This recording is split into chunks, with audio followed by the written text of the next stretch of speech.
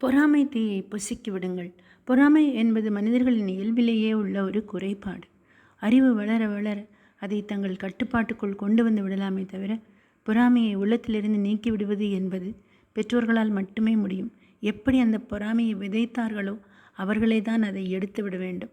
மற்றவர்கள் என்ன வாங்கினால் என்ன, நம் சக்திக்கு தகுந்த மாதிரி தான் நாமும் இருக்க வேண்டும் என்று சொல்ல வேண்டுமே தவிர, யாராவது வாழ்வில் உயர்ந்துவிட்டால் அவர்களை பார்த்து பார்த்து அவர்களை பற்றி சொல்லக்கூடாது. அது பொறாமையை உருவாக்கிவிடும் குழந்தைகளிடம். பொதுவாக பொறாமை கொண்டவருக்கு யாரும் வெளியிலிருந்து கேடு செய்ய தேவையில்லை. அவர்கள் பொறாமையே அவர்களுக்கு எதிரியாகிவிடும். அவர்களை தீய வழியில் செலுத்தி அவர்களுடைய செல்வத்தையே அழித்துவிடும். அடுத்தவனிடம் உள்ளது நம்மிடம் இல்லையே என்று குழந்தை பருவத்திலேயே பெற்றோர்கள் சொல்வார்கள். அது ஆத்திரமாகவும் பொறாமையாகவும் மாறுகிறது. உண்மையில் தன்னிடம் உள்ளது எத்தனையோ அவனிடம் இல்லை என்பதை இவர்கள் உணர்வதில்லை. கடவுளிடம் ஒருவன் எனக்கு நிறைய பைசா கொடு, நிறைய செல்வத்தை கொடு என்று கேட்டிருக்கிறான். அதற்கு கடவுள் அவனுடைய ஒவ்வொரு உறுப்புகளாக கேட்டிருக்கிறார். எப்படி கொடுக்க முடியும் என்று அவன் சொல்ல, உன்னுடைய ஒட்டுமொத்த உறுப்புமே கோடிக்கணக்கிற்கு மதிப்பீடு செய்யப்படுகிறது. எல்லோருக்கும் எல்லாமும் கிடைத்து விடுவதில்லை. கிடைக்க வேண்டும் என்பதும் இல்லை. நாம் நாம இருப்போமே, ஏன் இன்னொருவர் போல ஆக வேண்டும்? அவன் அழகாக இருக்கிறான், அவள் அழகாக இருக்கிறாள், எனக்கு இப்படி இல்லையே என்று நாம் வருத்தப்படக்கூடாது.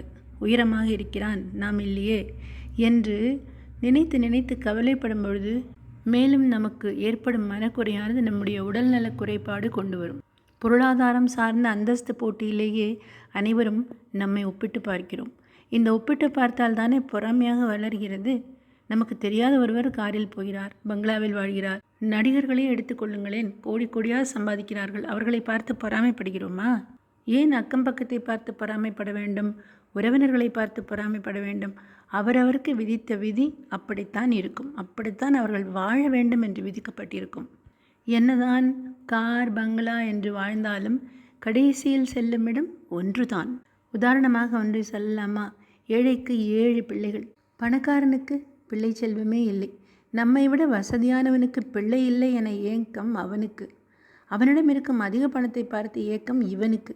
பிறரோடு ஒப்பு நோக்கி ஏங்குவதை விட நம்மிடம் உள்ள ஆற்றலை வெளிக்கொணர்வதில் முனைப்பு காட்ட வேண்டும். எந்த க்ஷணத்திலும் எந்த சமயத்திலும் மற்றவரை பார்த்து பொறாமை கொள்ளவே கூடாது.